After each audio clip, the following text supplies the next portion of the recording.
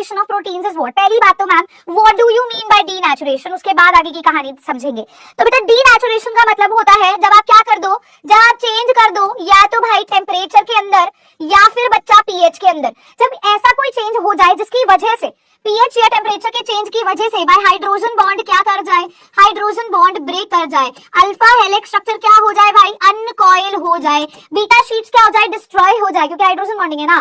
तो इसकी वजह से क्या क्या चीजें इफेक्ट हो जाती है मैम, इन चेंज की वजह से जो प्रोटीन का नेचुरल फंक्शन है वो एक्टिविटी परफॉर्म नहीं कर पाता, जिसको हम डीनेचुरेशन कहते हैं। इसकी वजह से मैम सेकेंडरी और हमारा टर्शियरी स्ट्रक्चर खराब हो जाता है और primary structure as it is रहता है, क्योंकि इसमें हाइड्रोजन बॉन्डिंग नहीं होती है।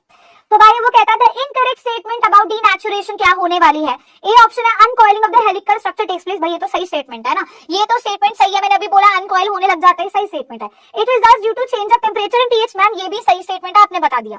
It results in the loss of biological activity of proteins, आपने ये भी बता दिया भी हाँ भाई इस प्रोटीन का ये काम था, डीनेचुरेशन होने की वजह से वो अपना काम नहीं परफॉर्म करता है, तो ये भी स्टेटमेंट बिल्कुल सही है। A protein is formed from amino acids linked by peptide bond. अरे बताओ भाई, बताइए भाई क्या आंसर आएगा, क्या लगता है इनकरेक्ट स्टेटमेंट डीनेचुरेशन के केस के लिए? बेटा डीनेचुरेशन की बात की गई है ना, डीनेचुरेशन, ये डीनेचुरेशन से तो